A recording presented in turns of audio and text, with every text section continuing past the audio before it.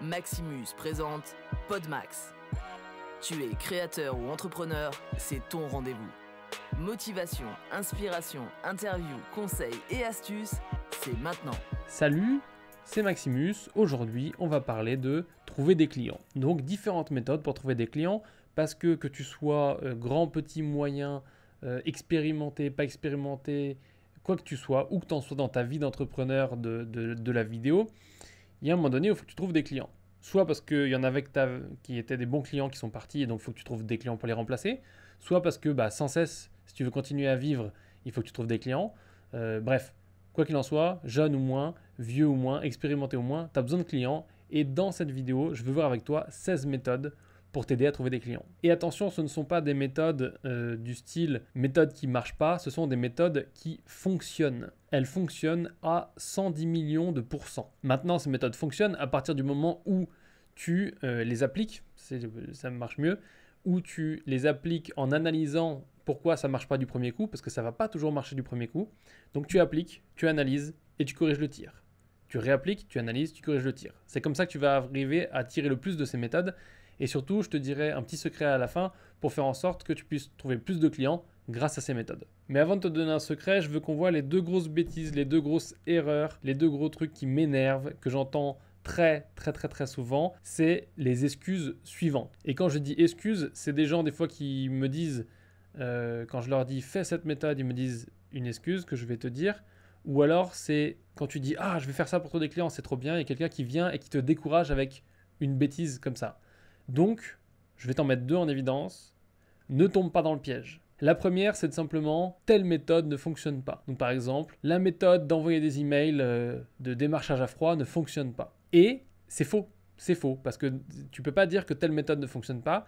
Et la plupart du temps, si tu fais bien attention, les gens qui te disent telle méthode ne fonctionne pas, c'est soit qu'ils n'ont pas essayé correctement, soit qu'ils n'ont pas fait ce que je t'ai dit tout à l'heure, appliquer, analyser, réappliquer une fois que tu as corrigé le tir. Donc, ils ne peuvent pas te dire que ça ne marche pas. Ils peuvent te dire que pour eux, ça ne fonctionne pas ou qu'ils n'ont pas eu les résultats qu'ils espéraient, mais potentiellement pour toi, ça marchera. Donc attention, ce n'est pas parce que quelqu'un te dit ça ne marche pas pour moi ou ça ne marche pas tout court que ça ne marchera pas pour toi, parce que peut-être que tu vas trouver la bonne manière de parler à tes futurs clients, peut-être que tu vas trouver le bon truc que cette personne-là n'a pas trouvé. Au même titre, quand moi en rendez-vous, il y a des gens qui me disent « Ouais mais Max, moi j'ai déjà essayé ça, etc. » Voilà, blablabla, ou qui viennent en coaching et qui me disent ça. La plupart du temps, ce que j'ai constaté, c'est qu'ils l'ont essayé, mais ils ne l'ont pas fait correctement. Ils l'ont fait avec ce qu'ils pensaient qu'était bien, mais ils n'ont pas été chercher plus loin sur comment le faire mieux. Et donc, du coup, le premier travail qu'on va faire ensemble en coaching, quand ces gens-là viennent, c'est d'enlever le fait de dire ça ne marche pas, mais de trouver la manière qui va permettre de faire en sorte que ça marche. Donc, je répète, c'est tu fais la chose, tu analyses le résultat et tu corriges le tir pour pouvoir ensuite refaire la chose. Ça, c'est universel. Et c'est ce qui va te permettre de faire marcher les 16 méthodes dont je vais te parler dans quelques secondes. Mais avant ça, la deuxième grosse bêtise, c'est demande à ta maman si tu n'as pas des amis ou les amis de ta maman ou les amis des amis des amis de ta maman qui ont besoin d'une vidéo. Et bien que ça, ce soit une méthode très viable d'utiliser ton réseau personnel, ton réseau autour de toi personnel de ta famille, c'est une méthode extrêmement viable. Le problème, c'est que potentiellement, tu vas faire des mauvais deals. Tu vas aller travailler gratuit pour la copine de ta maman, tu vas aller... bref, attention, c'est pas le moyen, donc en passant par tes proches, ça c'est pas un mauvais moyen, mais c'est ce que ça t'amène à faire qui est pas très bon. Donc si tu utilises tes proches ou ton cercle existant déjà personnel pour avoir des clients, c'est bien, mais ça doit être des vrais clients, tu dois vraiment pouvoir les aider. C'est pas parce que juste Micheline, la copine de ta maman, elle a besoin d'une vidéo et que toi tu fais de la vidéo que tu vas lui faire une vidéo. On est d'accord ? Il faut que tu fasses une vidéo si tu sais que tu peux l'aider, si c'est dans le type de vidéo que tu fais, parce que sinon tu vas juste pourrir la vidéo de Micheline et après elle va s'engueuler avec ta maman. Bref, en gros, il y a vraiment ce facteur-là de faire attention que ça ne revienne pas dans ta gueule. Et il y a le deuxième facteur de dire est-ce que tu ne ferais pas mieux d'aller chercher des clients qui sont des vrais clients plutôt que juste les amis de ta maman. Bien sûr, ça peut aussi être les amis de ta tante, de ton père, de ton frère. C'était un exemple. Et maintenant, on va passer aux 16 méthodes. Attention, il y en a que tu connais, il y en a que tu ne connais pas. Et en vrai, on pourrait en trouver bien plus. Mais déjà, si tu arrives à emmagasiner toutes celles-ci avec les petites détails que je vais te donner, ça va être plutôt pas mal. La première méthode, c'est le networking physique. Donc ça veut dire que tu vas aller dans des endroits où il y a des entrepreneurs, donc groupes d'entrepreneurs, associations de commerçants, etc. Et tu vas aller tout simplement parler aux gens, networker avec eux. Bien sûr, plus tu as des objectifs et une vision qui est grande, plus tu veux accomplir des grandes choses, plus tu vas aller dans des cercles et rentrer dans des endroits et faire des meetings avec des gens dans d'autres villes que ta région, etc. pour pouvoir avoir accès à ces gros objectifs qui sont liés à des personnes qui vont avoir le pouvoir de t'amener à ces gros objectifs. Maintenant, il y a une chose qui est importante, c'est que le networking, ça se fait d'une certaine manière. Il faut que tu saches ce que tu fais, pour qui tu le fais, etc. etc. Et ça, par exemple, c'est des choses qu'on définit en coaching. Tu peux cliquer en dessous, il y a un lien de coaching, et je te le mets là-haut aussi. C'est tout ce qu'on fait en coaching pour être sûr que tu es bon en networking et que tu vas multiplier tes chances. Quoi qu'il en soit, je t'encourage à être bon en networking et à aller networker. Le minimum, c'est de le faire au moins une fois par semaine. Et si dans ta région, il n'y a rien, sache que c'est une très mauvaise excuse puisqu'il y a du networking de partout en France. Il faut juste se déplacer un petit peu parce que c'est ça qui va faire que tu as des clients. Donc, la question, ça devient, qu'est-ce que tu es prêt à faire pour avoir des clients? Le networking est une bonne solution, je t'encourage à en faire. Ensuite, on a la méthode favorite de tout le monde dans le monde entier, c'est le démarchage à froid. Alors bien sûr, quand je dis méthode favorite de tout le monde dans le monde entier, c'est faux. Le démarchage à froid, tout le monde a peur. Ça veut dire que tu vas prendre ton téléphone, tu vas appeler des gens que tu connais pas. Ça veut dire que tu vas envoyer des mails à des gens que tu connais pas. Ça veut dire que tu vas aller dans des boutiques pour parler à des gens que tu connais pas ou des magasins ou autres. Et c'est bien. Des fois, ça marche. C'est pas un truc qui devrait être jeté à la poubelle en disant « oh, ça marche pas, etc. » machin. Mais il y a des manières de le faire, il y a des manières de bien le faire encore une fois. C'est comme le networking. Toutes ces méthodes, si tu sais pas à qui tu parles, si tu connais pas ta cible et ses problèmes, ça ne fonctionnera pas aussi efficacement que si tu connais bien ta cible. Et surtout, ce qui est important, c'est que le démarchage à froid, je vois souvent des gens quand ils débutent, ils ont tendance à faire les bourrins. Donc à envoyer des mails génériques, ça faut arrêter les mails génériques, et deux, à utiliser des bots ou des systèmes automatiques qui envoient les mails. C'est très bien, mais ce sont des stratégies, qui vont en général ensemble. Il faut être sûr que c'est la stratégie qui va à ton business et à ton objectif et à ce que tu veux faire quand tu veux développer ton business. Parce que c'est une bonne méthode pour trouver des clients, mais si tu l'appliques mal, tu vas potentiellement plus vite être déçu que tu vas être satisfait des résultats. Maintenant, c'est ce qu'on dirait en anglais un numbers game. Et donc, quand tu joues le démarchage à froid, des fois, tu vas devoir envoyer 100, 150, 200, 300 mails par jour pour avoir des résultats. D'accord? Les mecs qui t'appellent au téléphone tout le temps là, pour te vendre des trucs, ils n'appellent pas 2 personnes par jour. Ils en appellent un maximum par jour pour avoir des résultats. Et plus la personne que tu appelles, elle est qualifiée, c'est-à-dire qu'elle est intéressée et que c'est la bonne cible pour ton produit ou ton service de vidéo, plus tu vas avoir des chances qu'elle devienne un client ou du moins qu'il soit intéressé et que tu aies un prochain rendez-vous avec pour parler plus du projet, etc. Mais aujourd'hui, le démarchage à froid où tu vises dans le noir, tu vas vite être déçu et tu vas vite avoir les doigts qui saignent à force de faire des mails pour aucun résultat à montrer derrière. Mais quoi qu'il en soit, envoyer des mails à des gens que tu connais pas en démarchage à froid comme ça fonctionne. Il faut juste le faire encore une fois avec les bonnes méthodes, de façon à ce que tu puisses directement toucher la personne dans ce qui l'intéresse et non pas lui parler de trucs dont elle n'a rien à faire. Ensuite, le conseil suivant, c'est rappeler tes anciens clients. Et ça, oh mon Dieu, oh mon Dieu, oh mon Dieu, je vois beaucoup de gens qui ne rappellent pas leurs anciens clients, qui en fait essayent vite d'oublier un client dès qu'il est sorti de chez eux et qu'il a la vidéo. Ils ont tellement peur qu'ils disent que c'est de la merde ou qu'ils viennent demander les rushs ou ci ou ça ou machin, qu'ils ne veulent pas prendre contact avec les anciens clients. Ou ils veulent même pas garder contact.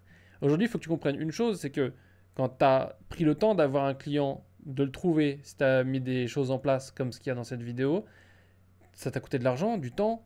Donc maintenant tu l'as trouvé, tu travailles avec lui, il te paye, il est satisfait ou pas, tu sais pas, il faut lui demander encore une fois. Derrière, ton objectif c'est de retravailler avec. C'est pas de lui vendre un truc une seule fois.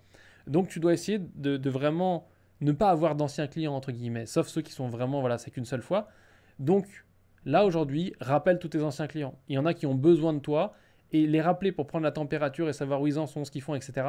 C'est la base et comme ça, tu vas avoir plein de deals qui vont apparaître que tu n'avais pas avant. Le conseil suivant, c'est le networking en ligne. Alors là, il faut bien savoir une chose, c'est qu'on est en 2020 maintenant et le networking en ligne, c'est l'anti-excuse, tu vois. Parce que moi, les gens me disent, oui, mais tu sais, dans ma région, moi, il n'y a pas de clients, tout le monde est pauvre, il n'y a qu'un seul boulanger dans mon village, nanana, j'ai des problèmes, tu comprends, je me plains, c'est pas ma faute et tout. Bon, bref, tu peux te plaindre tant que tu veux, tu peux dire que faire la victime n'est jamais une bonne solution, mais potentiellement c'est vrai. Potentiellement, il n'y a pas un meet-up tous les soirs dans la seule boulangerie de ton village. Donc la question, ça va être comment tu fais? Simplement, tu vas rencontrer des gens en ligne. Tu vas rencontrer des gens sur Facebook, sur les groupes Facebook où il y a ta cible, les professionnels. Par exemple, si tu vises le boulanger, va rencontrer les boulangers sur Facebook. sur Instagram, tu vas sur LinkedIn aussi, LinkedIn, très très bien LinkedIn, et ben comme ça tu vas pouvoir rencontrer tes futurs clients. Mais ils vont pas venir à toi magiquement, enfin ils peuvent, mais pas si tu fais rien. Et donc du coup, le networking en ligne remplace très très bien le networking physique. C'est bien d'avoir les deux, mais si tu peux en faire qu'un, n'en fais qu'un. Mais fais le networking en ligne, parce que tu pourras, en étant assis chez toi sans bouger, même si tu es dans une région paumée, tu pourras avoir des résultats qui sont hyper intéressants. Donc je t'encourage à faire du networking en ligne, à aller parler aux gens et à être intéressé par ce qu'ils font. Pas juste leur dire hey, j'ai un truc à vendre, viens l'acheter. Parce que ça les intéresse pas. Un truc par contre qui les intéresse, c'est le conseil numéro 5, c'est créer du contenu. Donc tu vas créer tout simplement des choses qui vont parler à ton client cible. Maintenant, j'attire ton attention sur une chose. Quand je dis parler à ton client cible, ça veut dire que tu lui parles de ce qui l'intéresse. Le client cible n'en a rien à foutre de tes photos Instagram, de toi, avec ta caméra, sur un tournage. C'est pas ça qu'il achète. Du coup, essaye de viser ton client avec des choses qui vont l'attirer, avec des choses qui vont lui apprendre des choses. D'accord, le contenu, le marketing de contenu, c'est énormissime. Ça fonctionne. Donc, il faut absolument que tu le fasses. Ça veut dire écrire des articles, ça veut dire faire des vidéos, ça veut dire faire des podcasts, ça veut dire faire plein de choses. Voilà, tout ce qui est du contenu, faire des infographies, des PowerPoint, ce que tu veux, mais qui va permettre de communiquer avec ta cible sans que tu lui parles en direct. Tu vas poster un article qui répond à ses problèmes, qui l'intéresse, qui va piquer son intérêt, et ils vont dire « Oh, trop intéressant !» et après, ils vont peut-être te contacter. Donc ça, c'est très important que tu le fasses, et ça devrait être tous les jours, pas d'excuses, du tout, tous les jours. Et ensuite, le conseil numéro 6, c'est d'avoir des recommandations. Donc des recommandations, c'est très important. Très important, très important, très important, tout simplement parce qu'une recommandation, c'est quoi ? C'est le bouche à oreille, mais surtout une recommandation, c'est quoi ? C'est utiliser quelqu'un que tu as déjà satisfait ou quelqu'un que tu connais et qui sait que tu es une personne de valeur, qui ne va pas arnaquer la personne à qui il va te recommander, et tu peux être recommandé comme ça. C'est le meilleur moyen pour que la personne à qui tu vas être recommandé te fasse déjà confiance, parce que tu arrives par quelqu'un de confiance. Donc la recommandation, tu dois en demander à tous tes clients tout le temps, et tous les gens que tu rencontres, tous les gens qui ont confiance en toi, etc., parce qu'ils peuvent te permettre d'arriver à atteindre des gens que toi, tu ne pourrais pas atteindre tout seul, ou que tu pourrais atteindre plus difficilement tout seul, avec 12 coups de téléphone, du machin, etc., etc. Donc la recommandation, ça te permet de couper certaines étapes, et d'avoir accès à des gens à qui tu n'aurais pas accès en temps normal. Ensuite, nous avons en numéro 7 les partenariats avec les autres professionnels.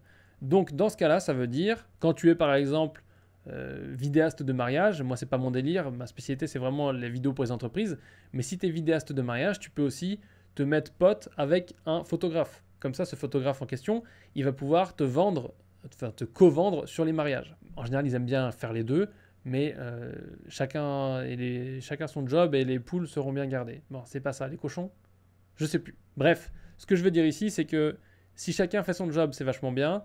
Et du coup, si chacun fait son job, faut pas hésiter à se mettre ensemble pour pouvoir aller travailler pour le même client. Encore une fois, c'est un peu le même système que les recommandations.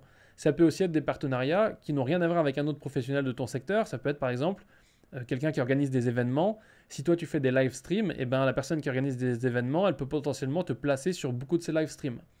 Potentiellement, tu ne vendras pas la prestation le même prix, mais tu vas avoir potentiellement, je sais pas, autant de prestations qu'elle, elle organise des événements, ce qui peut être beaucoup. Donc ça peut être très intéressant à analyser et de construire un business model qui va s'adapter à ça. En tout cas, travailler avec un autre professionnel, ça te permet de profiter de ses ressources à lui, ou de ses clients, ou de son bouche à oreille, de sa réputation, sans forcément que ça te coûte le prix de le faire toi-même. Voilà. C'est-à-dire que si tu devais mettre le même temps pour avoir les mêmes clients, potentiellement, tu n'aurais pas les mêmes résultats. Donc là, tu vas profiter des clients d'un autre. Et ça, c'est vachement bien. Ensuite, le conseil numéro 8 qu'il faut prendre avec des grosses pincettes, c'est faire de la publicité. Le problème de la publicité, c'est que ça coûte de l'argent. Donc, moi, en général, je le déconseille le plus longtemps possible, sauf quand tu es sûr que tu as le bon message pour la bonne cible et que tu vas pouvoir la trouver avec la publicité. Typiquement, si tu fais une pub sur Facebook qui vise les gens qui ne sont pas sur Facebook, ben voilà, potentiellement, il y a des démographies, il y a des âges que tu trouveras moins sur Facebook. Donc, faut être sûr que tu vas bien pouvoir aligner la bonne audience avec le bon message, avec le bon visuel, la vidéo, etc. pour faire ta publicité. Et que ta publicité, tu calcules bien tous tes coûts, etc. pour être rentable. Ça devient tout un bazar.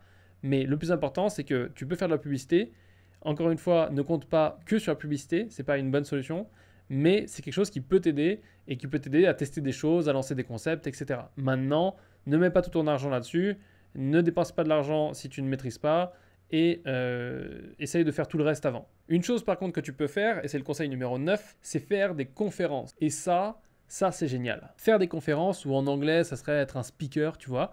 Ça peut être des choses où il y a 200, 300 personnes devant toi, ou 3000 personnes, mais ça peut aussi être des choses où il y a juste 5 ou 6 personnes devant toi. Mais si ces 5 ou 6 personnes, derrière, elles deviennent clients, c'est vachement bien. S'il y en a une qui devient client, c'est vachement bien. Qu'est-ce que c'est une conférence? Ça peut être à peu près tout, n'importe quoi, à n'importe quel endroit. Le concept est simple, c'est tu vas aller aider quelqu'un qui veut aider d'autres gens à communiquer sur un sujet. Donc par exemple, tu peux, ou moi je pourrais aller faire une conférence sur créer son entreprise de vidéo dans la chambre du commerce et de l'industrie. D'accord? Ils pourraient m'appeler et dire ah, tiens, ou je pourrais leur demander s'il y a moyen de faire une conférence. Et du coup, je leur dirais voilà, donc tu fais ça, et puis après tu fais ça, et tu fais ça pour avoir des clients, voilà 16 méthodes, etc. Donc en gros, tu vas aller partager ton savoir au même titre que tu le partages dans des articles, dans du contenu quand tu crées du contenu. C'était les conseils d'avant. Donc tu vas aller partager ton savoir, tu vas faire un petit PowerPoint sympa et tu vas aller faire une conférence à des gens qui veulent bien t'entendre. Mais tu peux aussi faire ça en organisant toi-même une conférence. Donc par exemple, tu peux organiser une conférence dans ton quartier et faire venir tous les commerçants. Tu prends des petits fours, tu prends une ou deux bouteilles de champ, voilà, des petites canettes de coca, et c'est parti, on s'organise une petite conférence où tu leur dis voilà ce qu'on peut faire avec la vidéo. Donc du coup tu vas leur expliquer voilà ce que j'ai déjà fait pour Jean Herbert avec la vidéo, c'est un cas client, voici ce qu'il est possible de faire avec la vidéo, voici les résultats, et tu leur fais cette petite conférence gratuitement, et eux si ça les intéresse, ils viendront te parler, et si ça les intéresse pas, ils ne viendront pas te parler, et dans le pire des cas tu sauras qu'il faut que tu appliques la méthode qu'on a vue avant, c'est-à-dire tu as appliqué, tu analyses et tu corriges le tir. Et du coup, tu pourras dire, OK, qu'est-ce que j'ai mal fait, qu'est-ce qui n'a pas marché, qu'est-ce qu'on m'a dit, qu'est-ce que je peux améliorer. Tu peux retenter une conférence et voir si ça marche mieux. Peut-être que ce n'était pas le bon public, le bon message, le bon produit ou autre. Quoi qu'il en soit, l'idée, c'est d'informer les gens, parce que si tu informes des gens qui découvrent qu'il y a des possibilités avec la vidéo qu'ils ne connaissaient pas, tu viens de te créer un nouveau potentiel de clients.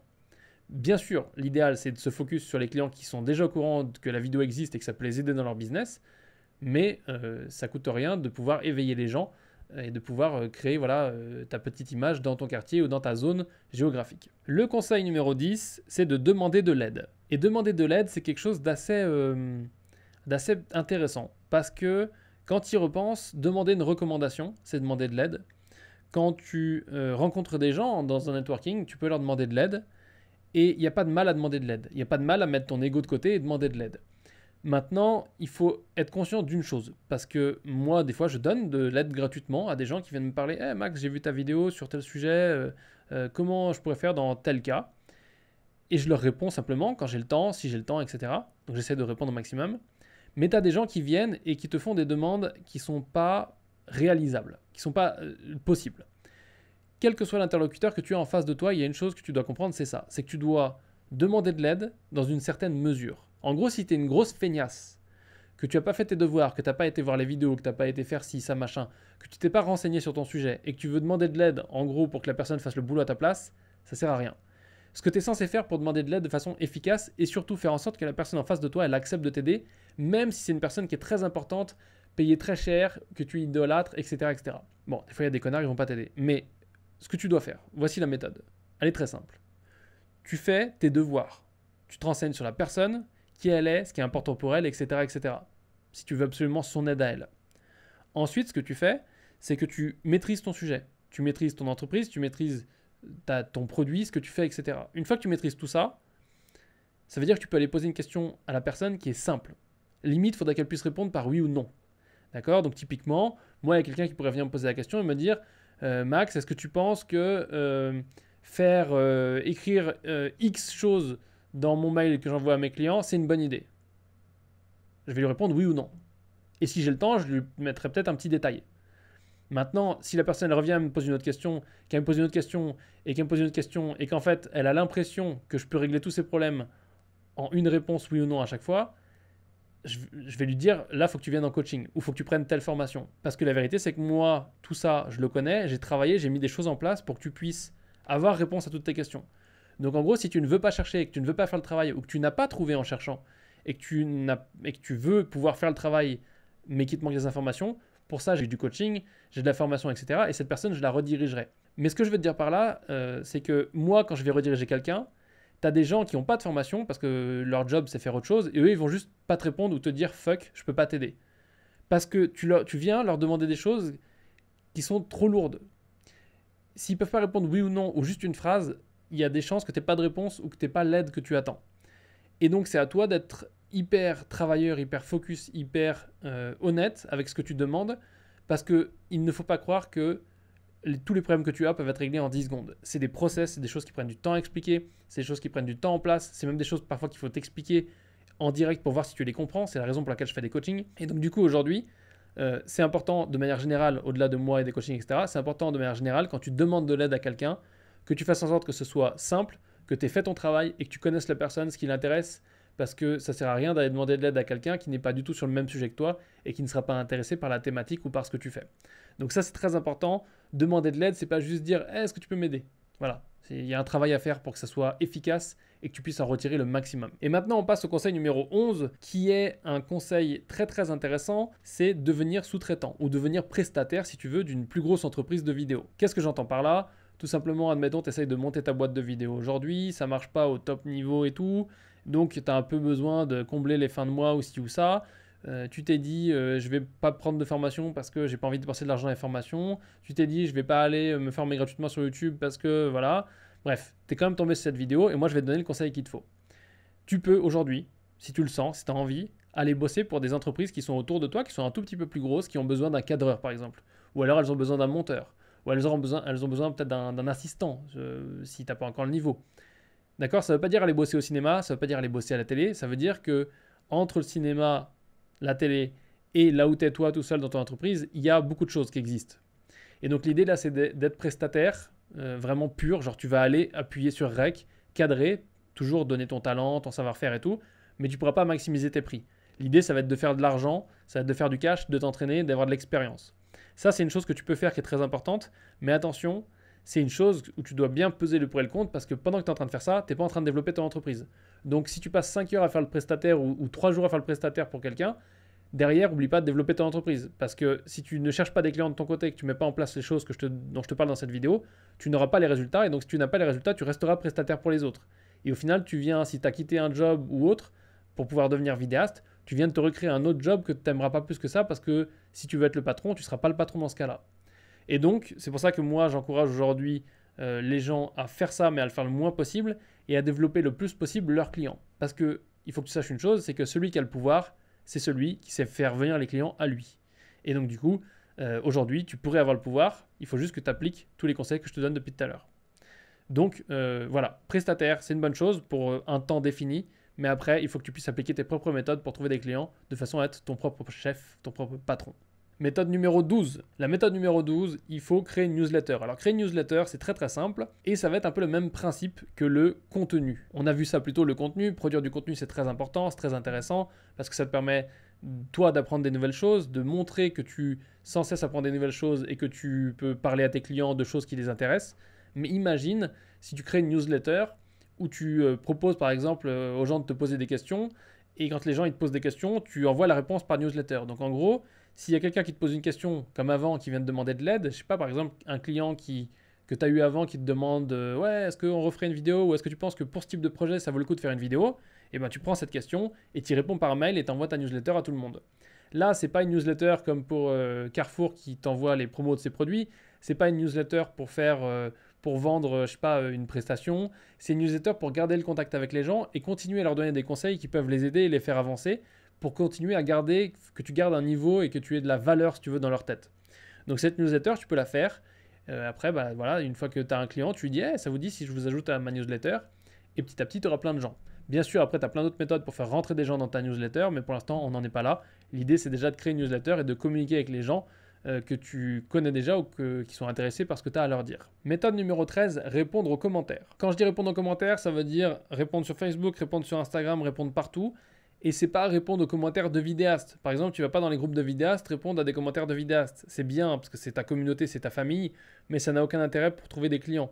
Ce qui a un intérêt pour trouver des clients, c'est que si tes clients, c'est les pharmaciens, tu vas aller dans les groupes Facebook de pharmaciens et tu vas répondre à leurs questions. Tu vas essayer de leur parler de vidéos, tu vas faire des posts, etc. C'est là que tu peux poster ton contenu et aussi parler de ta newsletter. Parce que s'ils comprennent que tu vas les aider, les pharmaciens, autant que tu le fasses là où ils sont, tu vois. Donc du coup, c'est à cet endroit-là que tu peux répondre aux commentaires, juste déjà pour engager. Des fois, tu n'es même pas obligé de dire, je sais pas moi, de parler de ton business, de parler de ce que tu fais. Mais si tu vas dans un groupe de pharmaciens et qu'il y en a un qui poste un questionnaire sur son nouveau business de brosse à dents en bambou, par exemple, parce qu'ils vendent aussi des brosses à dents, les pharmaciens, j'ai découvert ça l'autre jour, et ben tu peux répondre à son questionnaire et lui dire « Ah, super bonne idée, machin et tout ». Voilà, en gros, l'idée, c'est que tu montres que tu es un humain et que tu dialogues avec d'autres humains. Et ça, je te garantis, ça mène à avoir des clients, à en avoir plein. Enfin, des bons surtout, parce que c'est des humains, c'est pas juste des connards. Ensuite, le conseil suivant, c'est utiliser les grands médias. Donc ça, c'est une méthode très très connue. Tout simplement, quand tu ouvres ton entreprise, tu peux avoir le journal local qui fait un truc sur toi. Tu peux aussi passer à la radio, tu peux aussi être conseiller en je sais pas quoi, en quelque chose. Bref, en gros, tu utilises les grands médias, c'est du marketing gratuit. Pour donner un exemple qui est totalement différent, tu connais sûrement Tesla, les voitures électriques. Moi, j'aime beaucoup Tesla.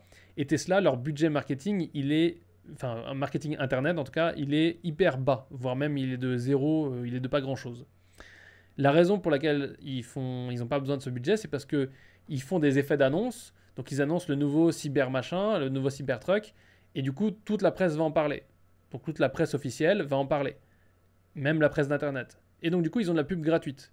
Donc, ils savent comment hacker la pub gratuite des gros médias. Et donc, du coup, si tu arrives à toi trouver un concept que tu peux faire passer dans les gros médias ou même localement, c'est déjà super intéressant. Si tu arrives à faire reconnaître ton autorité par un média, c'est toi qui vont appeler pour venir parler de cette chose-là. Je te donne un exemple. Si tu es un ancien flic et qu'il y a un événement grave qui se passe, il y a des chances que si tu t'es bien positionné comme étant un flic qui peut venir témoigner sur les plateaux et débattre sur BFM pendant 15 heures, il y a des chances que c'est toi qu'ils appellent. C'est toi qu'ils appellent, oui ça. Et s'ils t'appellent toi, et ben du coup tu te retrouves à être la personne aujourd'hui qui est reconnue comme le flic consultant en affaires machin. Et du coup bah, tu vas potentiellement être appelé par d'autres gens parce que d'un coup tu grandis en termes pas de star, mais tu grandis en termes d'autorité, en termes de plus de gens vont te connaître parce qu'ils t'ont vu à la télé. Et aussi, la télé, ça va te crédibiliser, pour certains. Moi, je pense que de la télé, ça peut aussi te décrédibiliser. Ce qui est important, c'est de comprendre que, à quelque niveau que ce soit, tu peux jouer avec les médias, que ce soit le journal local ou la télé nationale, ou des blogs sur Internet, ou des gens qui sont influents. Et c'est des choses qui peuvent être intéressantes pour toi, parce que ça peut alimenter, encore une fois, ton autorité et le fait que tu es une personne de référence. Ensuite, nous avons la méthode que tout le monde préfère, la méthode sublimissime, c'est travailler gratuitement. Et là, tu as vu, j'ai mis un petit astérix, parce que moi, je ne parle pas de travail gratuit comme tous les autres te disent de travail gratuit. Pour moi, travail gratuit, c'est mal. C'est très très mal parce que personne ne devrait travailler gratuit. Personne. Tu devrais toujours avoir un échange. Moi, il y a des gens qui ont travaillé pour moi gratuit. J'ai travaillé pour des gens gratuits. Mais jamais ni moi, ni j'ai désiré travailler gratuitement pour de vrai. C'est-à-dire que, en général, tu as un échange de compétences. Par exemple, tu peux travailler pour ton mentor. Ça se fait beaucoup, tu vas travailler pour quelqu'un ou tu vas l'assister un peintre dans son atelier et tu vas apprendre de lui, de ses méthodes, de ce qu'il fait, etc. Là, ce que je veux te dire, c'est que quand tu vas travailler gratuit dans ce cas-là, dans ce que je te dis, c'est que tu vas essayer d'avoir quelque chose en retour. Toi, ce que tu veux, c'est quelque chose en retour qui va t'aider à avancer dans ton chemin. Donc toi, tu vas venir aider la personne à avancer avec une vidéo et en échange, il faut que tu vois avec elle, que tu sois en accord avec elle sur quelque chose qui va te permettre d'avancer, toi, dans ton chemin. Si c'est pas de l'argent, c'est pas grave, il y a plein d'autres méthodes de se faire payer. Et donc ça, notamment, moi, c'est un truc que j'enseigne beaucoup dans la formation Le Programme. Je t'en parlerai un peu plus après. Et donc dans cette formation Le Programme, je te donne la méthode et comment tu fais pour travailler gratuit. En gros, les conditions qu'il faut mettre pour que tu puisses travailler gratuit tout en étant respecté, tout en faisant en sorte que le client se foute pas de ta gueule et que ça dure pas 6 mois, tout en faisant en sorte que toi, tu en retires un maximum, voire parfois même plus que si tu étais payé, au niveau où tu es en tout cas. Et du coup que tu puisses travailler gratuit dans des bonnes conditions qui sont agréables et pas juste travailler gratuit pour toute ta vie et après voir ton rêve s'évanouir. Ça, c'est très important. Donc ça, j'en parle dans la formation Le Programme, ça t'intéresse, aller en dessous. Mais sinon, de manière générale, pense qu'il faut travailler gratuit qu'à partir du moment où la contrepartie, ce que tu as toi en retour, est suffisant selon toi et que le deal te paraît juste. Et on arrive à la dernière méthode, la dernière chose ultime, c'est apprendre à vendre, apprendre à te vendre, apprendre à être un entrepreneur. Qu'est-ce que j'entends par là ? C'est pas compliqué. Aujourd'hui, je vois beaucoup de gens qui veulent trouver des clients mais qui ne les cherchent pas parce qu'ils n'utilisent aucune des 15 méthodes que je viens de donner. Mais le problème, c'est quand ils ont des clients qui arrivent à eux, ils chient. Voilà, ils cassent le deal. Ils n'arrivent pas à faire en sorte de transformer c'est pas des clients d'ailleurs, c'est prospects en clients. La raison pour laquelle ils n'arrivent pas à les transformer de prospects en clients, c'est parce qu'ils n'ont pas la bonne offre, pas le bon produit ou pas le bon ciblage, mais surtout parce qu'ils ne savent pas vendre. Et comme ils ne savent pas vendre, ils ne savent pas ce qu'il faut dire, ils ont peur de parler du prix, ils ne savent pas comment poser les bonnes questions à la personne, ils ne savent pas quelles questions poser. La plupart du temps, ils posent des questions du style oui, vous voulez quel type de vidéo et vous voulez faire quoi avec la vidéo. Et c'est des bonnes questions, mais le problème, c'est que ce n'est pas les questions qui vont te permettre de facturer le plus et de garantir que tu vas pouvoir vendre à un client. Et donc, du coup, ils se retrouvent à ne pas savoir vendre. Et moi, tu le sais, je vais t'en parler un peu plus tard, j'ai créé une formation exprès pour t'apprendre à vendre, c'est-à-dire que si tu sais déjà faire des belles vidéos, je vais t'apprendre à les vendre, à te vendre et à faire en sorte d'avoir une meilleure harmonie avec ton client, à mieux cibler et à ce que ton business il soit plus clair, que tu n'aies pas besoin de faire de tout partout, tout le temps avec n'importe qui et que ce soit l'enfer. Parce qu'aujourd'hui, le monde de la vidéasterie manque énormément de savoir comment se vendre. Alors bien sûr, je ne te parle pas des agences, je ne te parle pas des mecs qui ont des équipes de 15 personnes, moi j'ai des potes qui font ça, et eux ils s'en sortent très très bien, d'accord? Moi je te parle de ceux qui veulent être solo, tranquille, ou veulent peut-être être 2 associés et avoir assez de clients pour bien vivre, mais qui ne veulent pas forcément créer une équipe de malades, ou qui pour l'instant n'en sont pas à l'étape où ils veulent créer une équipe de malades. Quoi qu'il en soit, tant que tu n'as pas les moyens de te payer un commercial, c'est toi qui vas devoir vendre. Et même quand tu auras les moyens de te payer un commercial, c'est toi qui vas devoir en partie maîtriser la vente, parce que les commerciaux ils ont tendance des fois à faire un peu n'importe quoi.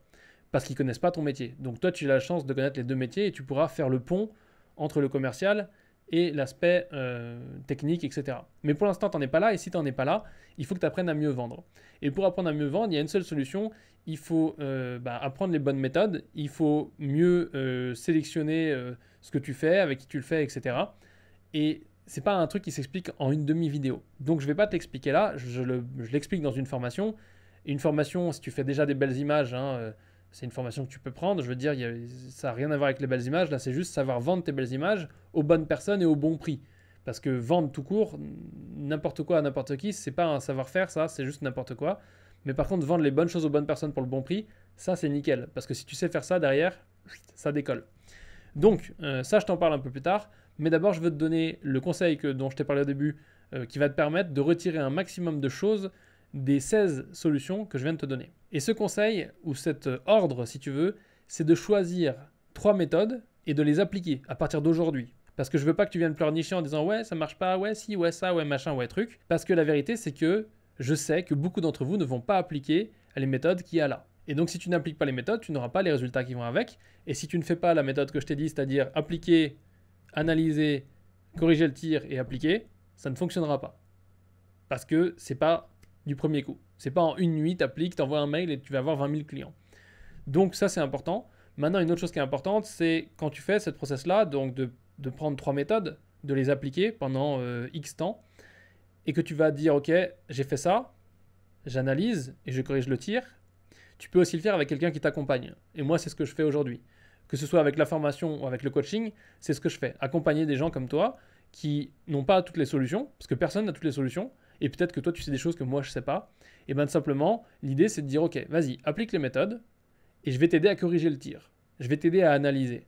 Parce que des fois, quand on est de la tête dans son business et qu'on est en train de paniquer un peu des fois, c'est difficile d'analyser, c'est difficile de savoir où on va, et c'est difficile de prendre du recul. Et mon travail à moi, quand je coach des gens, ou quand je te forme, parce que les formations c'est un petit peu avant le coaching, mon travail c'est simplement de faire en sorte de te sortir la tête du guidon pour te faire voir les choses qui sont évidentes et faire en sorte qu'on simplifie les choses pour que ton business il soit plus facile à gérer et qu'il puisse enfin décoller.